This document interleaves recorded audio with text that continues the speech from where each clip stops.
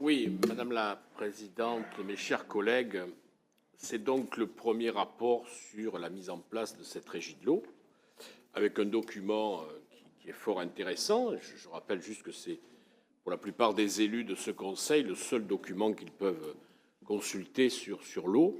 Et comme mon collègue précédemment, j'y ai bien vu les recettes, j'y ai bien vu les dépenses d'investissement, mais je n'ai pas vu les dépenses de fonctionnement. Charges de personnel, charges à caractère général. Ce serait intéressant que l'on puisse avoir accès à ces documents, tout simplement à titre d'information, ce qui est le minimum. Mais vous imaginez si on présentait à nos collègues dans nos conseils municipaux un budget dans lequel ces chiffres n'apparaissaient pas. Les oppositions s'en donneraient à cœur joie et à juste titre. Un point positif, j'étais intervenu l'année dernière en vous disant que le service d'assainissement non collectif avait quelques difficultés. Ça va beaucoup mieux. Voilà.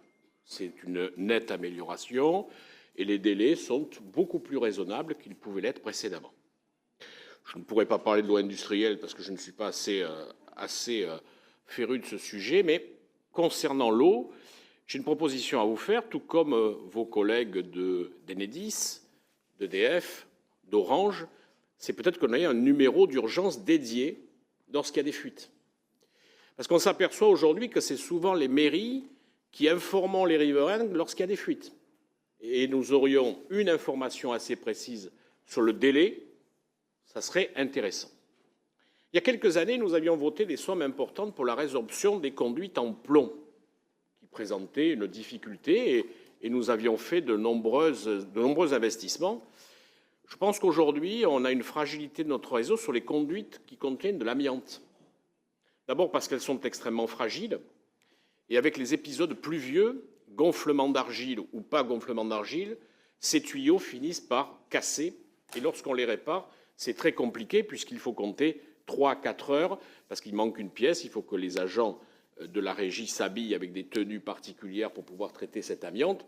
Donc il serait intéressant qu'on puisse peut-être les recenser et de façon à les changer quand il y en a besoin.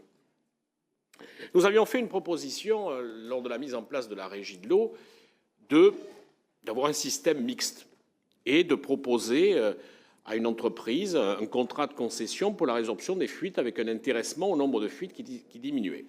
Nous n'avons pas été entendus. Soit. Le débat va commencer sur la mise en régie de l'assainissement.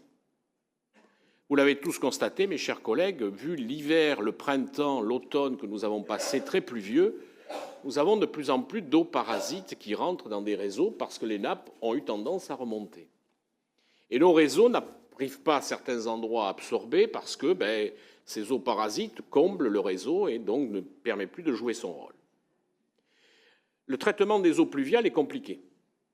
Alors, je vais vous refaire une proposition parce que je suis landais un peu têtu. Vous savez, les landais, ils ont ce défaut, cette qualité, j'en sais rien après tout, ils sont têtus. Je vais vous faire la même proposition pour l'assainissement. Peut-on ne pas mettre un contrat de concession pour la gestion de nos usines ?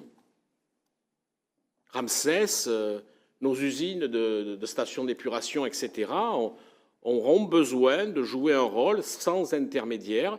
C'est peut-être une solution mixte qui pourrait être intéressante parce que nous aurions peut-être besoin de ce système-là qui soit mixte pour nous permettre de passer pour quelques années. Je ne dis pas qu'il faut le faire pour longtemps, mais pour quelques années, ça serait peut-être une idée de ce système qui pourrait exister et nous permettre de passer ce cap. Parce que, disons-le, aujourd'hui, et ce n'est pas de faire de reproches à personne, la mise en place de la régie a été compliquée. Le temps que les marchés se passent, le temps que les choses se mettent en place, ça a été difficile. Ça va mieux aujourd'hui, c'est une réalité.